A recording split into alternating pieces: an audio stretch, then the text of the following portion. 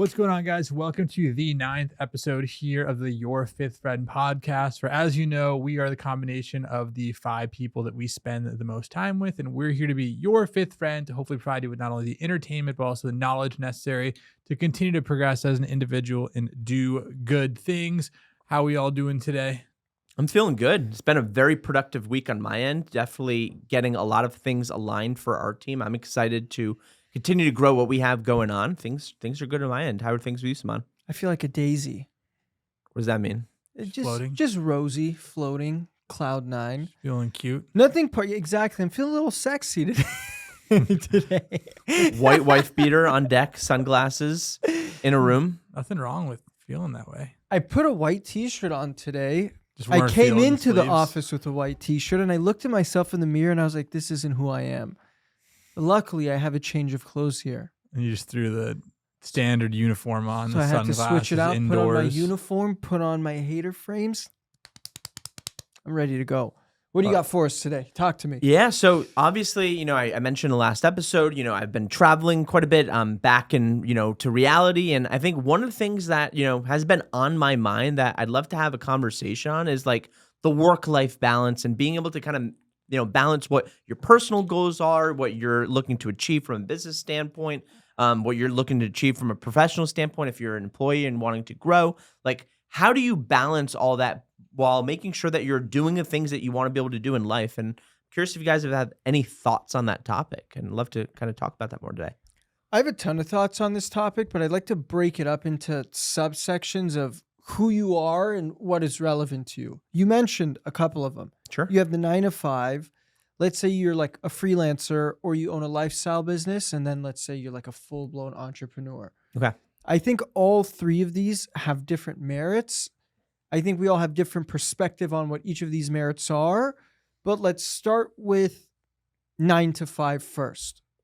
Okay. Hit me with what you think the perfect work-life balance is for it through the lens of somebody that wants to start something for themselves, but is still working a 9 to 5. Yeah. Not just a 9 to 5, come home, Netflix, go to sleep. Yeah. I think the number one thing that you should be thinking about if you are, an employee is like, is what I'm doing today getting me one step closer to where I want to be in the future? And you should know, like, what are my professional goals? You should have a very clear vision on what are the things that you need to do to get to those professional goals. So for you, like, I think if you are looking to, let's say, become, a senior manager one day and you want to be able to be a real value add to, a company, to an entrepreneur, whatever type of company you're working for, you should be really, really clear on where you want to go, what skills you currently have, and what skills you feel like you need to possess in order to continue to level up.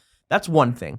Next thing that I'm thinking about is, are your passions also being able to be engaged in your current role? Are there things that you're doing in your job that aligns to things that you want to learn more about? And I think there has to be that stimulus in the work that you're doing so that you can get a sense of passion, even if you may not like the type of work that you're doing or the company that you're working for, but maybe there's something that's part of the role, a certain task that you're doing that you can get around that you really enjoy doing, that you want to build that skill upon. So finding that kind of intrinsic motivation within what you're doing, I believe is really, really important.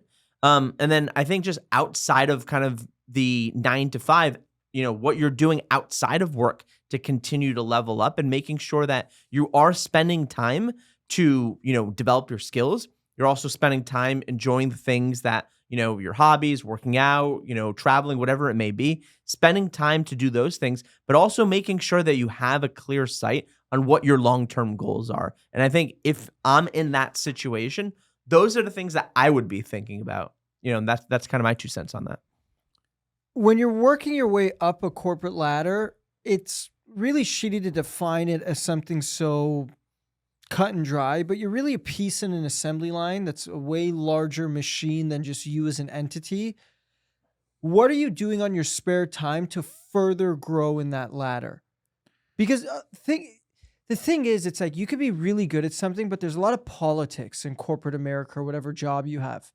It could be a manager above you that's been there for a minute. You could be way more overqualified than that person to get on top of the heap and take their role or go ahead. But there's politics. That guy wants to keep his job. If he gives you that position, if he gives you that potential, then you're going to take what he's been working for. So it's like, it's tough. How do you work your way up the ladder? I think you have to be undeniable. I think you have to be someone where like you see a character trait in that person where they're undeniable in the fact that you can level up within your role, right? Even if there are politics, if you are putting your best effort and you know you are outworking and you are out, you're better than some of the people around you, either you're going to get the opportunity to grow.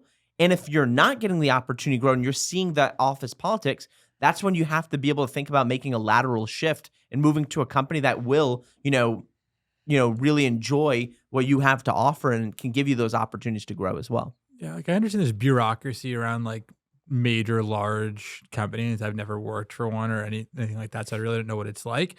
But from my perspective of it as the owner of like a small business, like the strong survive. The ones that care the most like are the ones that continue to grow in a non-bureaucratic environment. And I think like if everyone's given the same 8 hours work-life balance here, it's like I don't want people to work 50 hours a week like that or like 50 hours a day. Like that's not cool. It's like, work your shift, work your hours, put in that time. But when you are putting in that time, like make the hours count. I think the biggest travesty is someone that's coming in and they're thinking by not doing work, it's like, all right, I'm not doing work. That's great. I'm not going all in. I'm not going all out towards what I'm doing and making sure I put my stamp of approval, going as hard as I can. Then my day is going to naturally go by faster. Well, it's actually the opposite. Like if you go and you put in that effort, like that's where you're going to win. That's where your day is going to go by faster. You're going to develop more and more skills and you're going to progress. Like there's nothing but good things will happen by putting a ton of effort into the 40 hours a week that you're putting in on that 9-to-5 environment.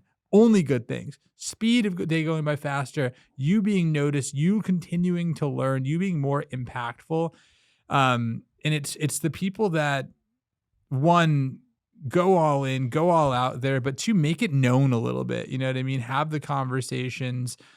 Make sure you're standing out in the org. Make sure you're communicating properly and not kind of going under the radar there. Like that's where you're going to lead to more and more success, because it's one thing for you to just be a workhorse, but it's two, it's what people look for is people make impact. And typically, especially in a larger org, it's like you need to communicate with everyone if you want to really make a true impact. So that way you're not just a sole contributor, but you are empowering the team around you and spreading that light and hopefully making people better as well too by going as hard as you are going and setting that example. I like that a lot. I think it's so important to actually puff your chest out, like you said. And it doesn't have to be in an arrogant or brash way, but in a sea of people, you have to be the unicorn in some capacity. What I'm really fascinated with is what people do, not so much when they work. I think that's great. It's really what they do outside of work that I'm more fascinated with. Yeah. I really am. Like, I don't really care about so much what I do on a day-to-day when I come into the office, I clock in, clock out, so to say. I always hyper obsess over, am I making the most of post-work? Like, what the fuck do I do when I get home? What the fuck do I do before I go to bed? What the fuck does my morning look like? Do these things align with me having a productive day and being proactive, or am I going to be doing something bullshit that's going to put me in a place that's reactive? And I really think the quality of your workday depends on the before and the after more than just like pumping yourself up skull fucking 3 Celsius and getting in and being in front of your laptop. I want to talk about that stuff for work-life balance to really make a difference and leverage yourself more than you probably would be. Yeah, I think it depends on like which person you're talking to. Like, is it the employee that's trying to run their next business, or is it the person that's operating a business existingly right now? Because I could speak for both sides. It's like, I think regardless, at human level, but it's a little different, right? So it's like after work for the employee, it's like you got to get to work now. You got to go do the other thing, either learn and continue to get better and better and learn and provide value there. And then number 2 is go and create that second thing, whatever that business is, that side hustle, whatever it is that you're creating. Like that needs to be done in the PM there, no matter what for that audience. And then if it's the entrepreneur side of thing, maybe it's just purely learn, or maybe it's like cut off at that point of the day as well too. Because I'll speak for myself. It's like if I work too late into the evening, like if I'm learning too much late at night right before bed, like I'll be dreaming about it at night. And you can't sleep well. Yeah, and same it's thing and it's not happens. good. So it's like that's like a sacrifice. But sometimes you need to make that sacrifice if you were trying to go from level 1 to level 2 of going in and creating your thing. Sometimes you do need to make that sacrifice of that sleep in order to get there. It's so funny you say that because I used to read a lot before I went to bed, and I realized that my sleep quality was really poor. Yeah, dude, you got to like rest your brain realistically. It's I like, kept on waking up in the middle of the night. I kept on having flashbacks of like random things that I read. And you know what it's like? I don't know if you guys have ever had this dream, but I have this dream often where like I'm still in school, I'm about to take a test, and I flunk it. And it happens over and over and over again. And I always have this dream when I'm too overstimulated right before something's going to go wrong, and you kind of go back to your school days as something going wrong. That's exactly it. I don't know why it's when I'm too throttled at the to end me, of the day. it's like if I'm just like doing Zapier zaps too late at night, it's like, dude, I'm just dreaming of. It's the stupidest thing. In the You have entire Zap world. brain. There's honestly a lot of value in being able to kind of disconnect as well, and like, resting. resting or just like doing something where it's not you're not using your brain. Like if you're watching YouTube video or if you're just watching an episode of a show, whatever it may be, like you should spend a little bit of time to kind of decompress, especially if you're going hard at it. Sure, but if you're that person, you were trying to establish a business, you it's like absolutely need to go harder because most people that are working 9 to 5, you're working your 8 hours. But if you're trying to get to the next level, if you're trying to be an entrepreneur and you're trying to be successful, I'm going to eat your lunch every single day if you're only working 8 hours a day because I'm outworking you every single time. But here's the fine line. I agree with both of you, but you have to have both. If you work a 9 to 5 and you come home and you go straight into what you're doing again and you're already semi-fried from what you were doing in the first chapter, I agree with that. You're going to have a really shitty time getting in any type of flow state trying to build the next thing. There should be a little pocket of time where you reserve it for decompressing and fucking off. You have to essentially format your hard drive in order for you to get to the next thing. Yeah. I think the people that are about that like 24/7 grind again, and I always say this, it's like, you're full of shit. You're not as productive as you can be without taking a little step back to take that step forward. So realistically, like if you need to breathe. If you're trying to be an optimized human, we think that you should be sleeping for at least 7-8 hours a day. I think 6. I get 8. Dude, I think 9. And I know that sounds insane, but just think about this objectively. You have 24 hours a day. You have 9 hours of sleep. You have another 15 hours. Let's say you work 12 hours that day, and that's a crazy schedule. You have 3 full hours for yourself. Now, you could fuck off for an extra 3 hours and get 6 hours of sleep, or you could just jam out for 3 hours, really enjoy that, fulfill it, and you get a full 9 hours of sleep. Yeah. On one of our, like before I went on vacation, one of our last podcasts, we were talking about stop changing your morning schedule and like in terms of like when you go to bed, when you wake up. I actually did that. Me too. Tell me about it. I want to hear about it. As soon as I came back, I started making sure that I go to bed between 10 to 10:30. Before, I was going to bed between 11:30 and like 12:15. I brought that back to 10 p.m. to 10:30. I'm even like last night I fell asleep at 9:45 because I was just done. Just cooked, yeah. And I'm waking up every single day about like 6 to 6:15 a.m. I'm going ahead. I'm doing a 30-minute walk every morning. I'm doing a 30 to 40-minute walk, about a 1.5 mile walk. Then after that, I'm doing a 45-minute workout very consistently 5 days a week.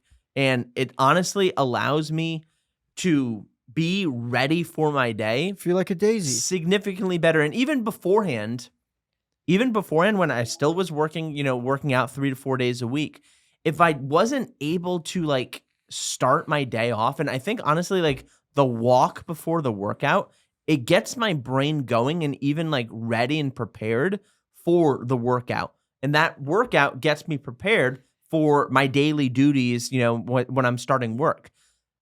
It sets the precedent for you. The ability of me figuring out what worked for me to get ready for the day and having that planned and being able to follow that schedule where if I know I go to bed at that time, I'm going to be able to wake up and not feel super exhausted at the morning. So that for me, that's what works for me. And I think for everyone else, you need to be able to find that consistent recipe of how you should be waking up, how you should be, going to bed, everything that you do throughout the day. You got to have that established routine. It's and if you being deliberate. Yeah.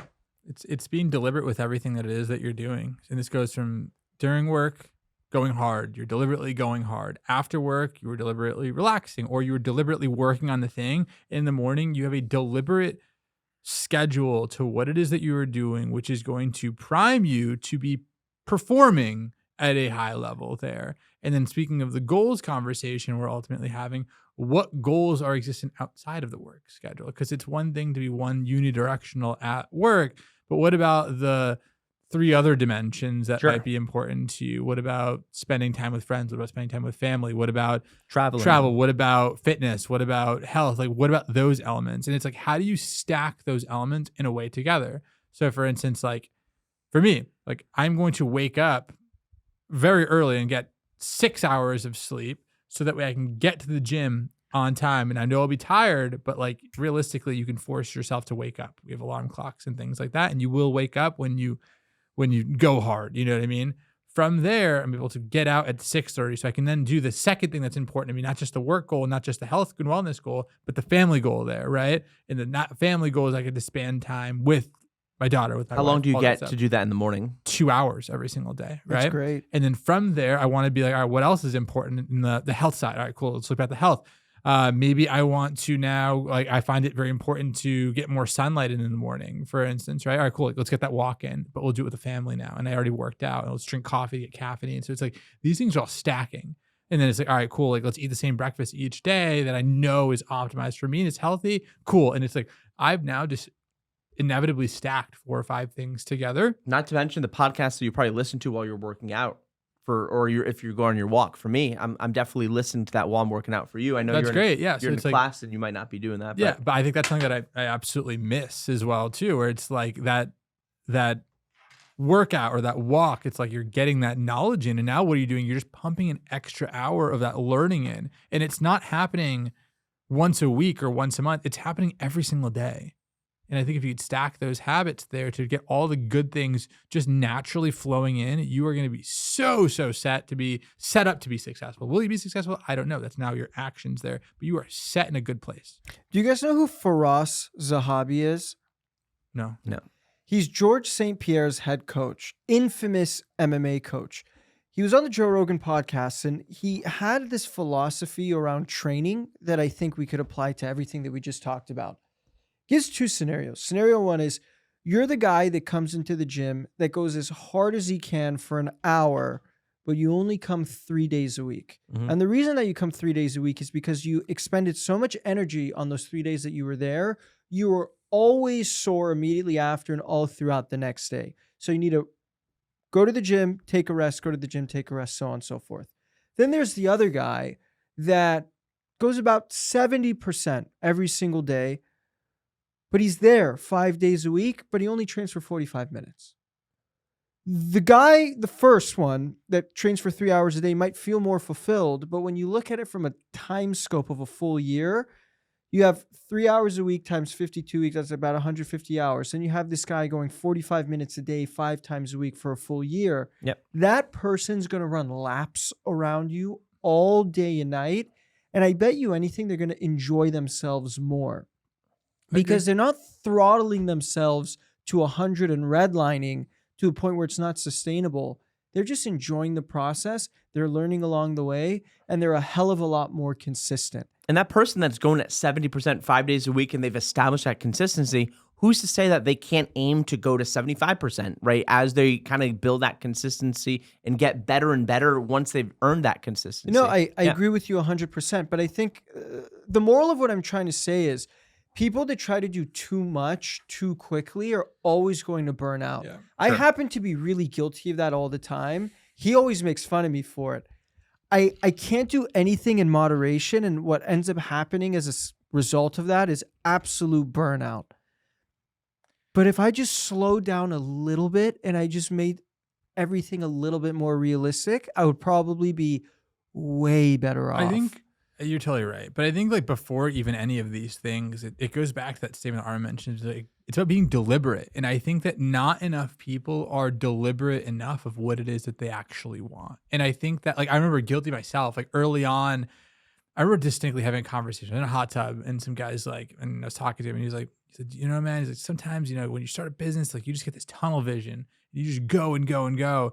And I was like, dude, like, I have no idea what it is that you're talking about. Like, I literally just cannot see what you're saying here because I just didn't have any like rock hard like vision to bind to or goals to bind to. You just showed up every day. At that whatever point in happened, time. happened. It was like, I'm just like, dude, I don't know what you're talking about, bro. Like, I'm gonna, like, my priorities are like going out and like seeing what I can do there. But it's funny you say that. Imagine how much time you used to, not even imagine, just remember how much time you used to spend planning out a weekend or a weekend trip or even just going to the bar. The way that you would coordinate, hit up all of your friends, get the transportation, when we're going to get there, what we're going to do, when we get the Uber to come back, what after party. Meticulous, right? You had every step of the fucking vision planned out. But people don't do that for themselves. There's a layer to it where it's like, okay, I want this, this, and this in my life. What I don't see very often is the how you're going to do those things. People will create mood boards, right? Like, I want to have $1 million by X time. I want to do such and such by this date.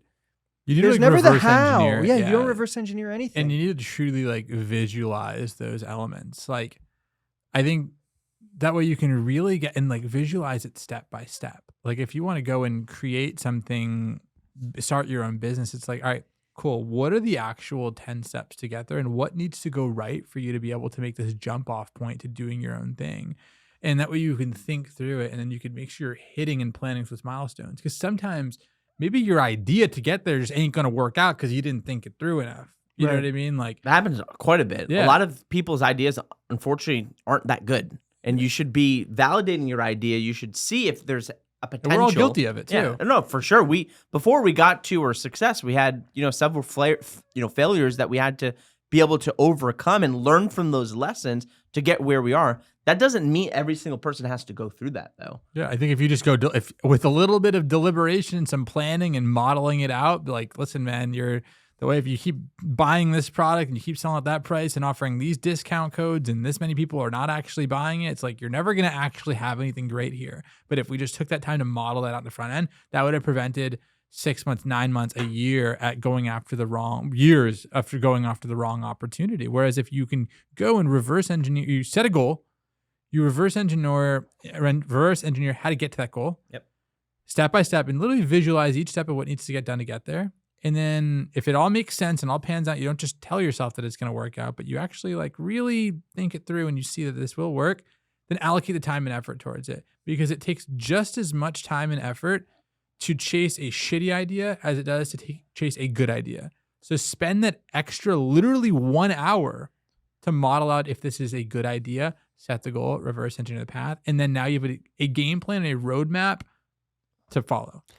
This is a really good example of the things that you do that aren't really sexy but are so fucking important. Everybody's going after like the big thing, whatever that is. It's way more satisfying to set a goal than to break it into bacon bits on how you're going to do it. But you can't have one without the other, without it failing. You know what I mean? Another thing to also think about is if you have these goals, if you want to continue to be better with your life, you really need other people around you that have similar goals as well. Because if you're trying to go on that journey yourself, and you are, naturally, let's say in a friends group of people that, are not motivated, they're just used to their kind of normal weekly process. They, don't work out. They don't, they just go out on the weekend and they live in the moment. You're going to naturally fall back into that trap. So you got to be able to find who are the people in your life, who are the people that you can be connected with that are going to help you get to that goal, that you can see that they're making progress in their life, you're making progress in your life, and you're winning together. Ooh. If you don't have that type of people around you, your odds of being successful in whatever goals you have certainly will come down. And how do you find those people then? It's about energy and accountability. Or like, how have you found those people in your life, or how have you found those? I want to hear some like real talk. Like, how do you like? I find myself like, my friends are my friends. Like, I've known these guys for a long time. I've had them as friends for a long time. How do I go and be around more people? Here's my honest answer. Have that match. Here's my honest answer. For me, I think it came down to, yes, we had each other and we all kind of had that goals. That's a great starting point. I think we got lucky. We got lucky that happened. It's very uncommon. But however, I chose, out of us three, to also surround myself with people that are doing better than all of us.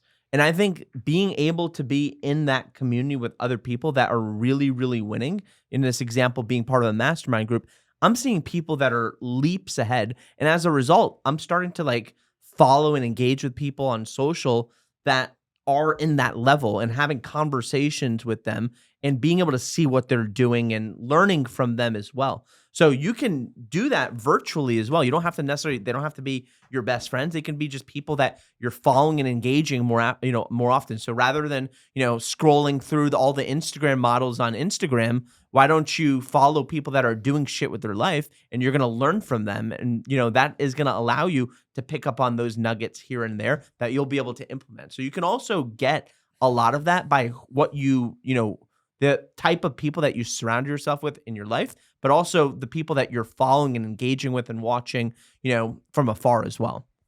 I agree with that. I made a lot of friends on Twitter that are very similar minded to the way that I am and have lofty goals like I do.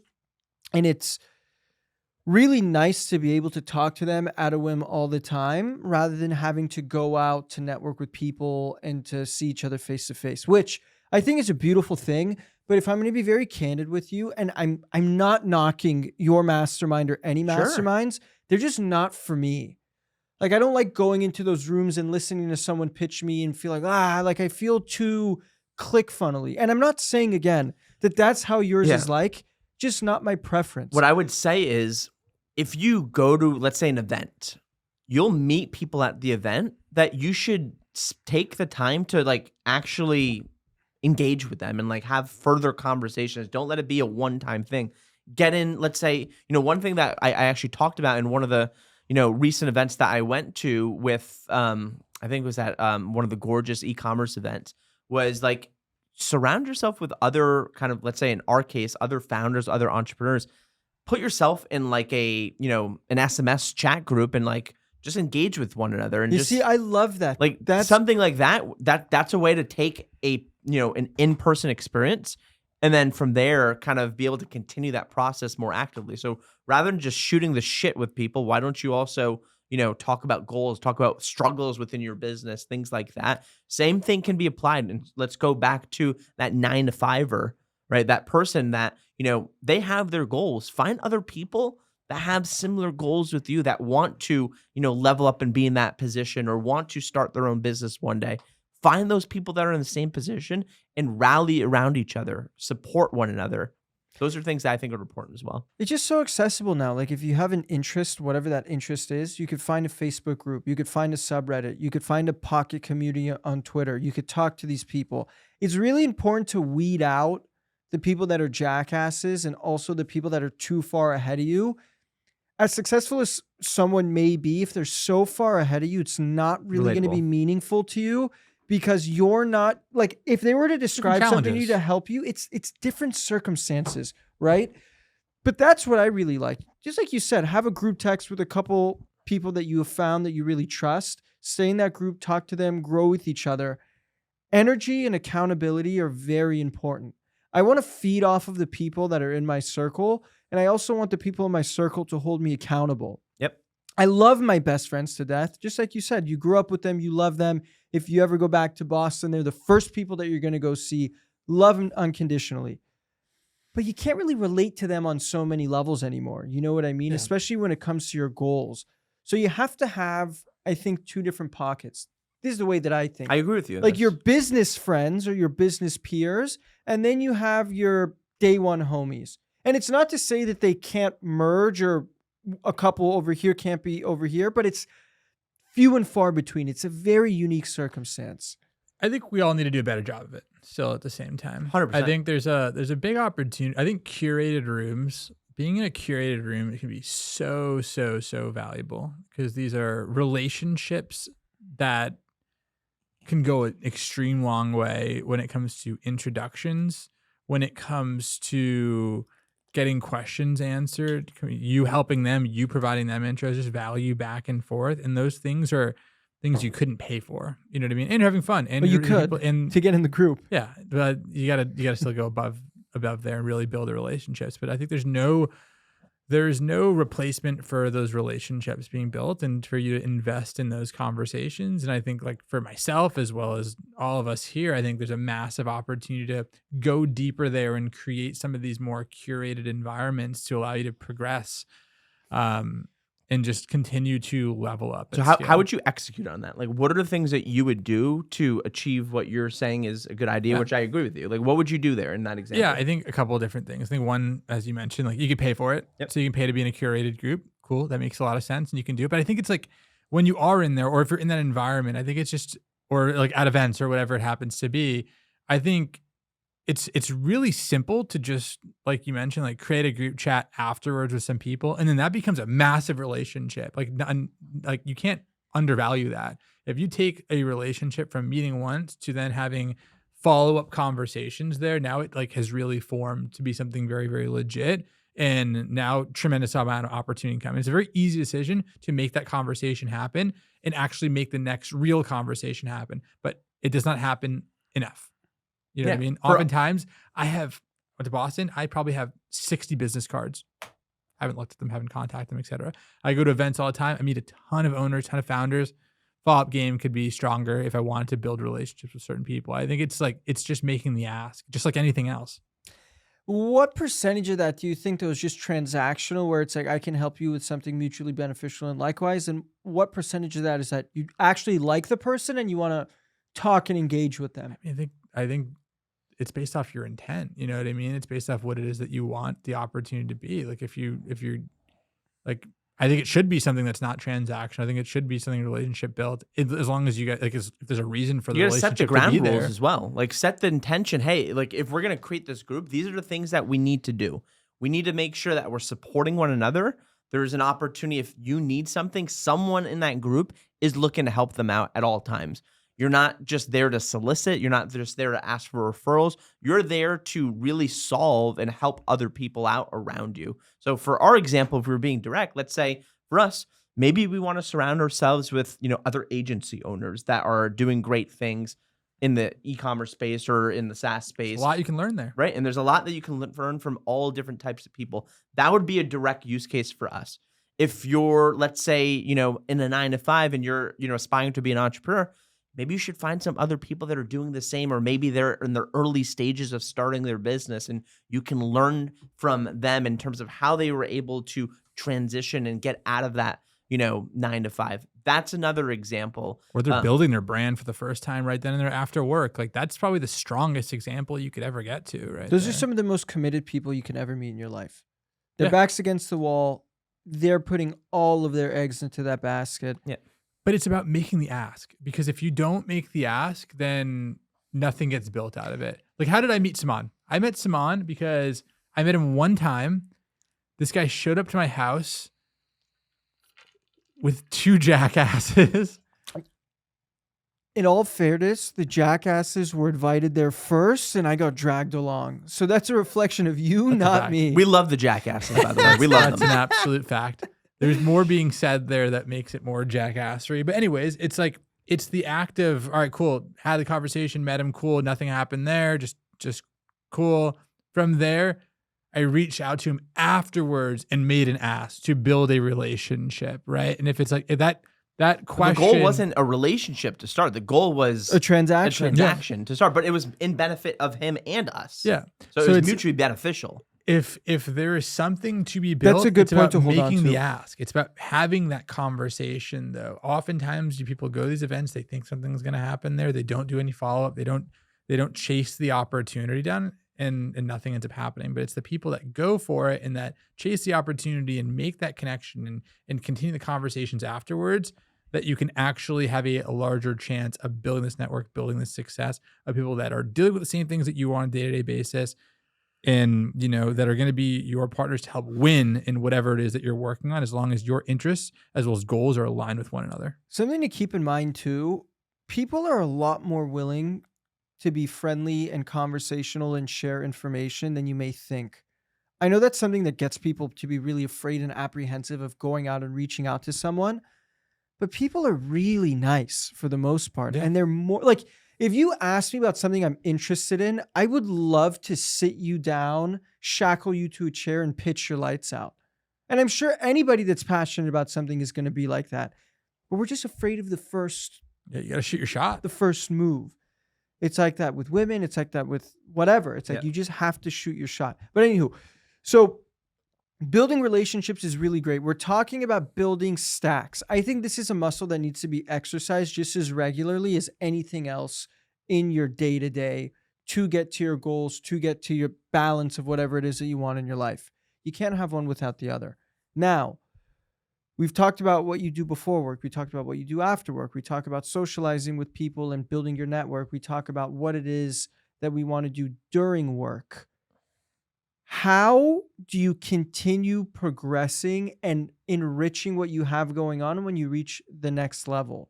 At what point do you know that there's a paradigm shift and you have to reevaluate what you're doing? When things become too easy. I think for me, when we hit kind of the milestones that we hit, Ashkan and I never said to ourselves, let's just kind of coast. We never said that to ourselves. We always thought about like, what's the next level, right? I see it as a game. What's the next level in the game? What are the things that we can achieve to continue to, keep us, number one, stimulated, continue to grow what we're looking to grow, but being able to kind of, challenge ourselves. What else is the opportunity that exists? What's the next challenge? You have to be very clear on, hey, I've hit this next level. I hit my, let's say my goal when I was, 26, 27 is I want to make $100,000 a year, right? And being able to get to that next level, I can't just coast and say, I'm just going to stay here. You gotta have that next ladder and the next thing to look forward to and next thing to aspire towards. So I think that is really one thing that you have to have is you can't settle, and you got to always have that next goal to be reaching out for while still enjoying when you hit that first hurdle, while recognizing, hey, damn, I made this happen. I reached this objective. Like, give yourself a pat on the back, enjoy the moment, celebrate it, but also know that you can't stay kind of stagnant and you got to reach out for that next goal as well. Comes down to comfort. When I feel a little too comfortable in anything that I do, that's when it freaks me out because I know I have a bigger fish to fry that I haven't found yet. It's when you stop reaching that wall of resistance where you should be very, very afraid and you need to make a drastic change and quickly. For example, is there a day right now that you guys come into the office and you have nothing to do? Where you have to really sit there and be like, what can I do today? No. Probably no, right? That's because your ambitions and your goals are larger than what you originally probably set it out to be, right? If you were just sitting there and saying, okay, I don't know what I need to do. I'm going to twiddle my thumbs. Whatever your goal was is probably A, not a good enough goal. B, it's not lofty enough. Or 3, you've already reached it a while ago and you haven't realized it yet. Or 4, you're not clear on where you want to go next. You have to have clarity at that point in time as well. If you don't know what the things that you need to be working on, there's a lack of clarity on where you're trying to go. It's a re-evaluation. Yeah. So when you think about it like that, you've built the goals, right? You've built whatever it is that you're doing on a day-to-day. How often are you auditing it and re-evaluating it? Really taking a good look in the mirror and saying, is this for me? Is this against me? Am I thinking too big? Am I thinking too small? That reconciliation, how often does it happen for you guys? For me, and does it happen enough? It definitely does not happen enough. For me, I feel like it happens like definitely every year, end of the year into the new year, always kind of a reevaluation on goals. Definitely spend a lot of time towards the end of the year doing that. And then I think the next time where I do it is whenever I come back from a long trip. whenever I come back from like, like just having that pattern interruption of doing things that I'm not traditionally doing, it's giving me time to actually think about things, reset, and recalibrate. So for me, those are the 2 times that I'm doing it. Realistically, should I be auditing that more frequently? Yes, I think so. But I think that's just kind of where I am, and that's an opportunity for me, for sure. What about you? I think that, if you set big enough goals and they're in the distance and you keep an eye on them and you make sure that you're making consistent progress in the right direction, for me, I haven't had a tendency of like realigning or reassessing my goals at that point. I think there's a distance ahead of me as long as I'm making adequate progress on it and there's enough distance away from me for me to be like, all right, cool, that's still the goal at this point. I don't make a conscious attempt to reset, realign, or anything along the lines of that. Is it smart? Yes, I think it's good to be able to pivot a little bit more frequently that way. But at the same time, like I mentioned, as long as you're measuring what it is, I think if you're not measuring and you're not reevaluating, that's when you're really fucked. If you are measuring and you see that you're making progress and you see that the distance is right over there, but you've moved 10 steps in the right direction, that's a win. I've kept every notebook I've ever had since like probably 17 years old. And what I like to do oftentimes, I still do this like every week. I'll just look back at my old notes. It doesn't even have to be the ones in the archive. It could be the current notebook that I have. I'll see what my tasks were 3 weeks ago or what my mini goals were for that month or whatever. If I see myself pushing through them and building new ones, I know I'm on the right track. I know I'm doing the right thing. But if I have something from a month ago and it's still a blatant open task that I need to get taken care of, is when I really look at what the fuck is going on around me for me to take a step back and reevaluate. I literally objectively live and breathe by that notebook.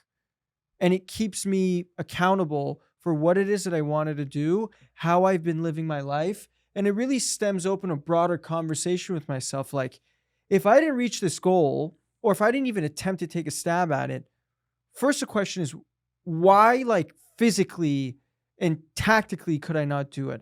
Then I peel back to my personal life. Then I peel back to when I'm waking up and going to bed. Then I peel back into random things like, am I getting sun in the morning? What am I eating? Like all of these little things. What type of videos am I watching? What am I spending my time focusing on or the lack of focus on for me to get there? And the notebook literally is like the heart and beat of everything that I have going on. Yeah. I think there's merit to that. I think it's good that gives you an opportunity to look like more to micro level of your updates of what's going on and be able to course correct a little bit faster. Because in my example, I was saying, all right, cool, I'm moving in the right direction, but could I be moving at a way faster in that right direction if I start, challenging myself rather than on like an annual, but more on like a monthly level, and you're zoomed in so that way you're not halfway through the year and only making, small, you're like, oh shit, I'm behind on this. Now I need to go step it up. I think if you do reevaluate, or at least not reevaluate, but maybe just reanalyze a little more frequently, it helps you course correct faster. I never do the New Year's resolution thing. I know it works really well for some people. Like I know that you're really big on that, and you just said that you are. Sure. Every time I get a notebook, I'll write a goal on the front page, and then I'll reevaluate it whenever that notebook's done. It could be 2 months, it could be a year. It What's doesn't the goal matter. Of this notebook?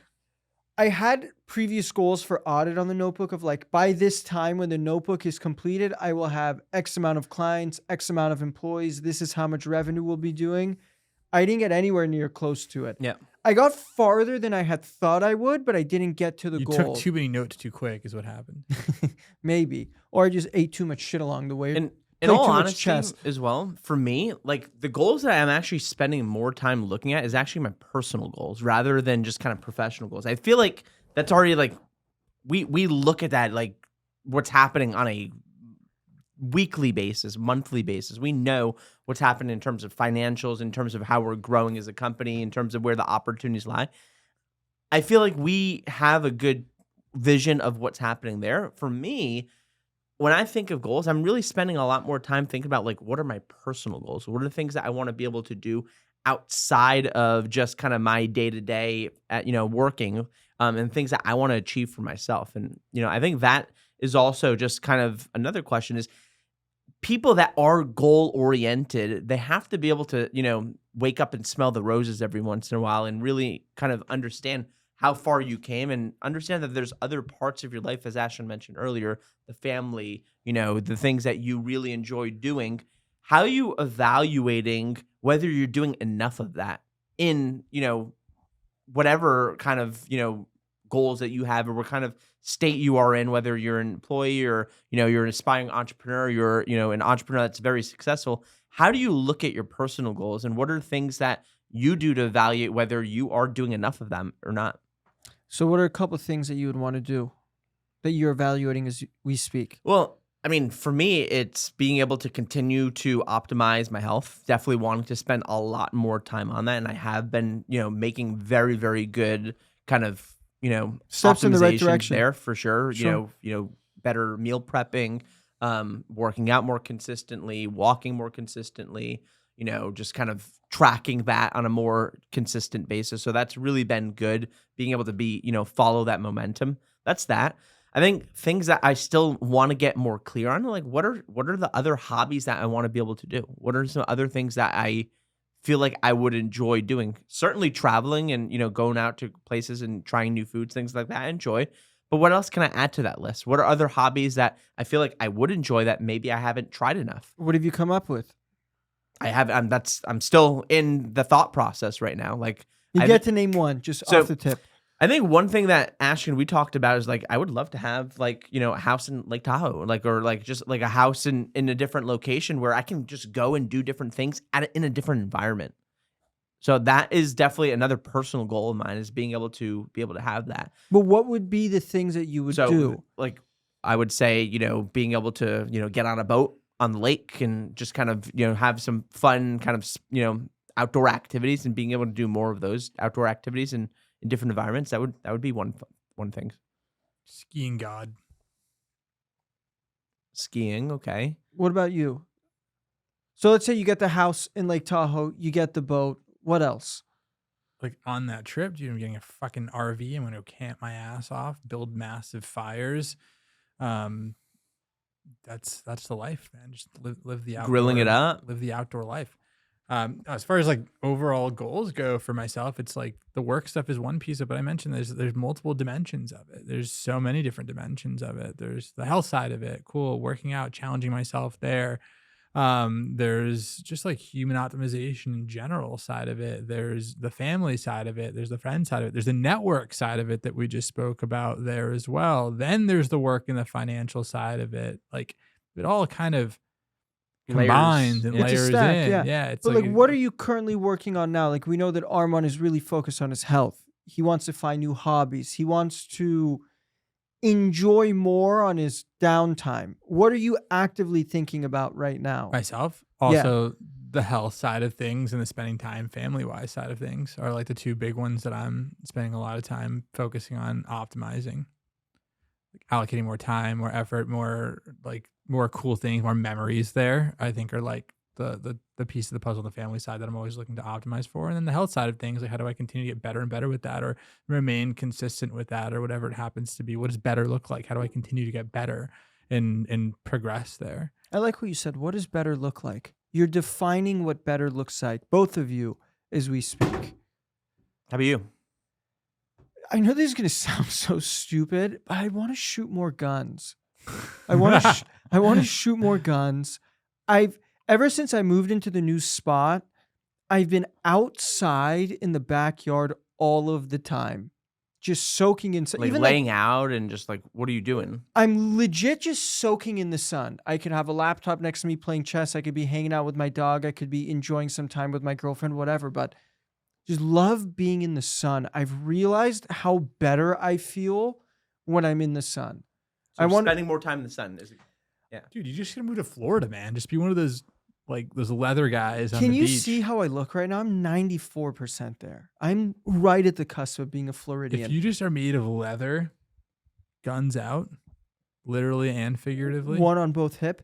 But jokes aside, like I want to spend more time being outside. I think I'm happiest when I'm like fishing, when I'm shooting guns.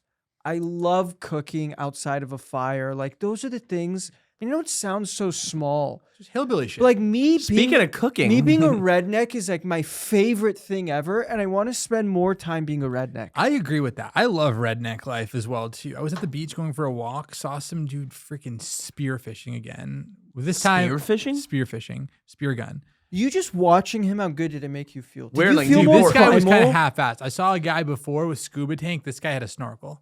Is It's this like legit. at Newport Beach? Just someone just shooting it? Like Crystal Cove.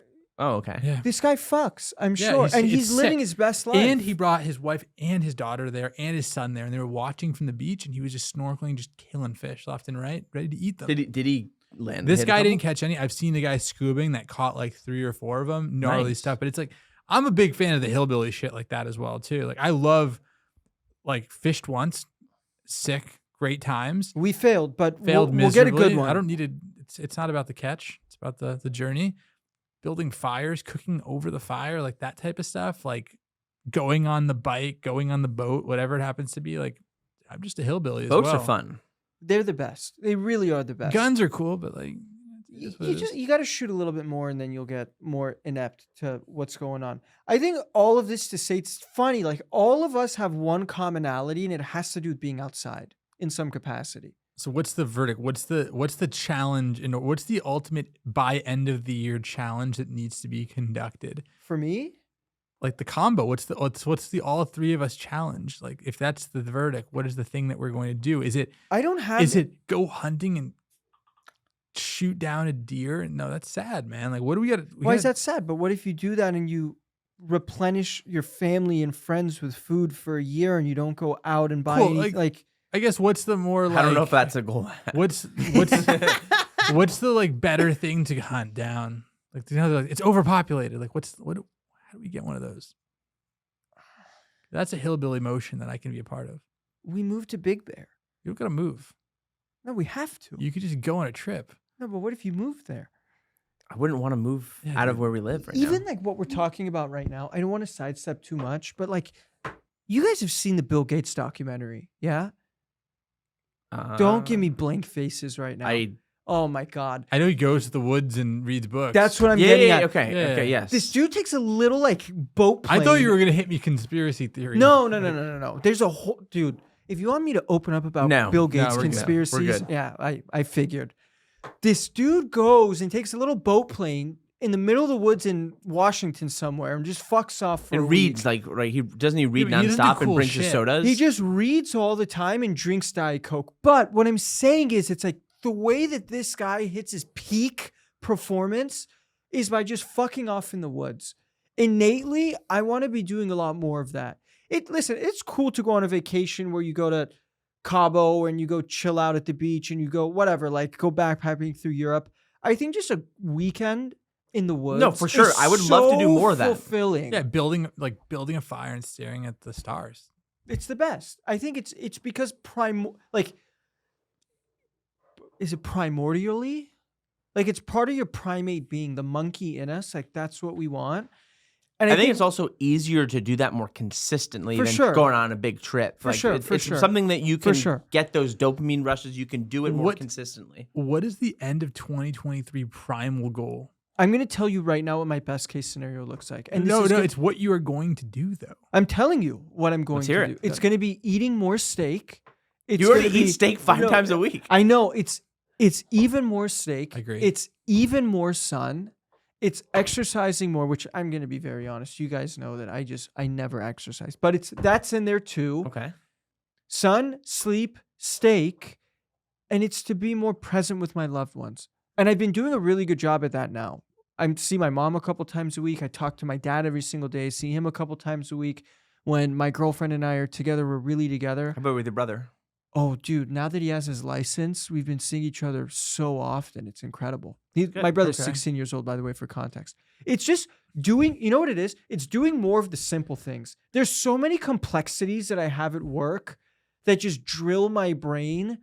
I just want to do something simple and stupid I and agree with that. enjoy myself with that. And like kind of to wrap things up here, you should be balanced in that approach, right? Depending on where you are in the season, you may not be as balanced. Like if you are in a place where like you got to figure things out, you should be spending way more time figuring things out and trying to reach your goals because you are stuck and you're not to where you need to be. I was just there. We talked about this last episode, and I can tell you for certain, the one thing that I did really poorly was reset.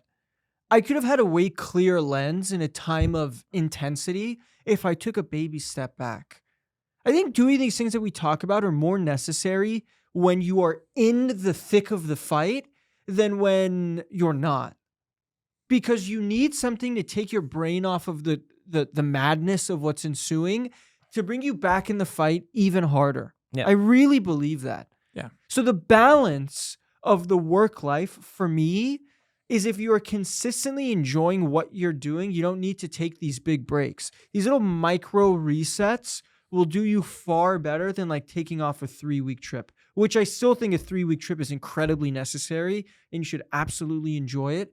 But it's the micro adjustments that you're doing intra-year that will far outweigh like a bigger reset that you may do once a year, like you just experienced. Yep. You probably will have different types of envisioning and visions and goals when you have that type of trip. But I think that every single day of these little things that you do are far more important. Yeah, if you can take, several weekend trips a year and to kind of reset there, I think there'll be a lot of good that happens as a result. It's good for the soul. It's good for, spending time with people that you care about. It's good for you being able to, kind of recalibrate and just know what you need to continue to work on and, be excited to come back to what you're doing and you do enjoy doing, but you can kind of get stuck in the monotony of some of that. So I think, being able to add more of that should be a goal for all of us to be able to layer that in. It should be a goal for other people as well.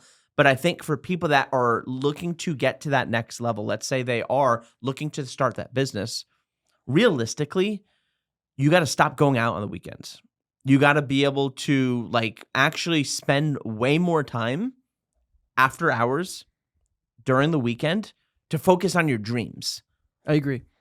Luckily for us, while, things were going crazy in the world, we spent all of our time. There was no going out on the weekends during that, that kind of time period in the beginning of COVID. We spent all of our time in terms of our business. In fairness, we weren't going out anyways. You would think all of us had a penthouse in downtown. We were playing Halo on the weekends. Let's be very honest. We had our alignment with our goals crystal clear. We didn't let anything distract us. Yeah. But mine is steak, mine is skewer, and mine is sun. Skewer for. Are we getting a? Are we grilling this weekend? Are we going to Coach K's? I don't know. I'm grilling tonight. I need to go to Wild Fork. Dude, our life literally revolves around meat nights. By the way, I'm sorry. I need a meat night, man. I was going to have these guys over at my house, and one of my roommates got COVID. So what the fuck are you going to do? He has a little baby. I just can't. Gonna risk it. I just can't risk it for everybody. It's not worth it. Everybody's fine. It's all good, but it is what it is. I agree with their sentiment of the steak, skewers, the sun, and the soul. Have you guys realized the material things that you buy just don't fucking matter and don't compare to the joy of just doing these little arbitrary things that we're talking about and poking fun at? I bought a Rolex and it was cool for a week. But when you and I were fishing and we thought we had a bite on the line, there's nothing more fulfilling than that. Yeah. There really isn't. And I'm not trying to be an asshole about it and keep on pressing on this camping trip that we had, but it really goes to show you that the real joy in life are the experiences and the little things. So that's why I think it comes down to it's you can't more experiences. Though if you have your goal set, these work goals, it's cool. That's one dimension. What are the other 4 or 5? And it's good to see it's the simplicity. It's the hillbilly shit. You got to do more hillbilly shit. You got to set your goals. If you have your 9 to 5, 9 to 6, 9 to 7, whatever it is you're working, you're getting all your stuff done. Cool. Go as hard as humanly possible. Afterwards, do that other shit that makes you happy and be deliberate with it. So if you deliberately know you are meant to be the hillbilly, go and make it happen. And there's nothing wrong with being a rich hillbilly that lives in a really nice house and has all the luxuries of nice things. That's perfectly okay. You could work towards that during the day and then be shirtless in ripped up underwear in your backyard at night. And both are perfectly fine. What are yours? We'll end it here. What are yours? No, I think for me, continuing on the health side and wanting to, even walk more steps, be able to increase my intensity of the workouts. That is definitely number one goal for me, personal. I would say being able to continue to spend more time with my new wife, being able to do more things together, going out more on the weekends, going and doing different types of experiences is definitely important. Spending more time with family, being able to do more activities, not just kind of going over, people's houses and just hanging out, but doing more actual activities where you're going to create memories. I think that is, something that I want to be able to get more of, is having more of those experiences and memories that I want to be able to collect and get more and more of those.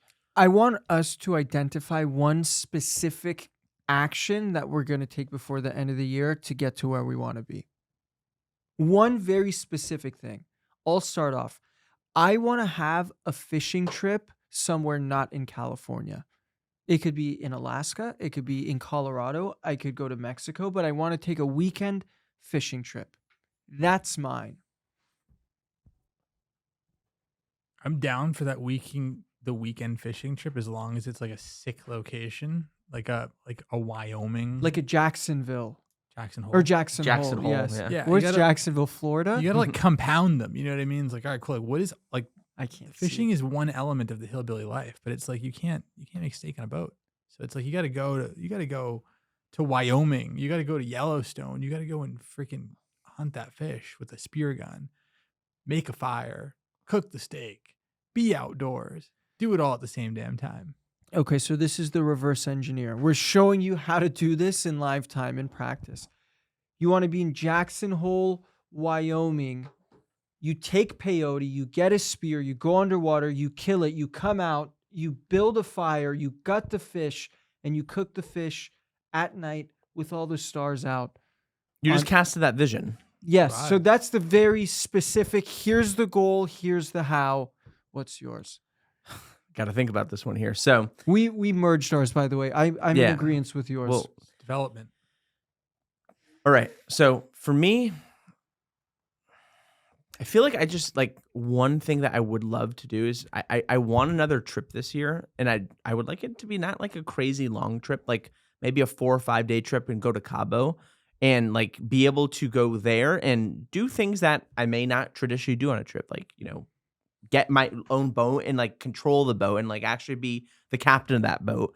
And maybe, go to a restaurant that I haven't gone to in that area, or, just try different things in that area that, could be unique and different. Maybe an experience that, would be really cool to experience in another country that I haven't done.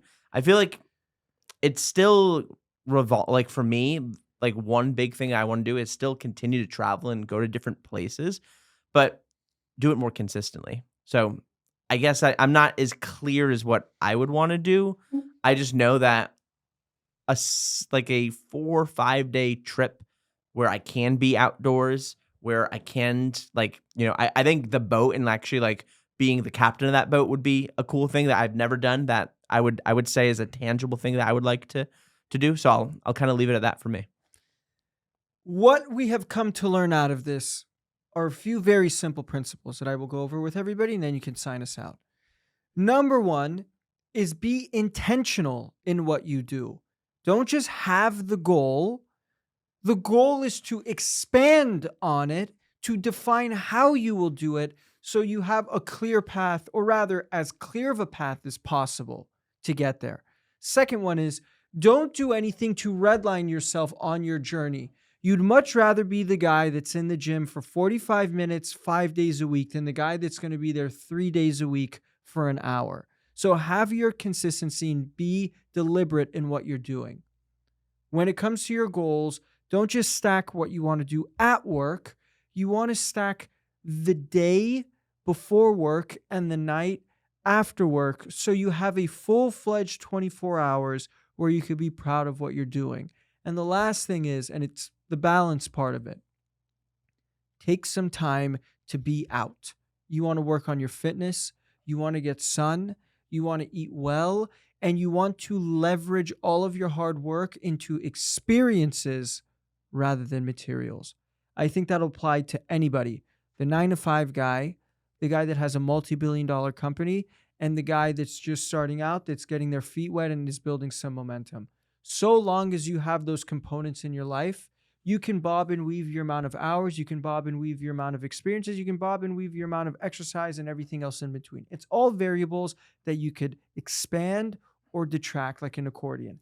It's just a matter of what works for you, but don't forget the principles that we just discussed. And one other thing that I'll add is like another takeaway is surround yourself with people that I have totally similar forgot about goals that. to you as well. Whether it's people that are in your network, whether it's people that you meet at an event that you want to continue that conversation with, whether it's paying to be in a room of curated people that have similar goals to you. Put yourself in more of those rooms. Put yourself in more of those opportunities to connect with those people that have similar goals with you. That would be kind of the last takeaway. But guys, this was a pretty solid episode. I can't say, that there was, not a lot of stuff that we talked about. I think there's a lot of really actionable things that people can take towards, being able to improve and help hopefully, have a better work-life balance and be able to reach more of their personal goals. I love it. Don't spearfish alone. That's all I got. There we go. Guys, you know what we are. We are the Your Fifth Friend podcast. You are the average of the 5 people you spend the most time with. We want you to spend more time with us. So give us a like, subscribe, share it with all your friends, and we'll see you in the next episode.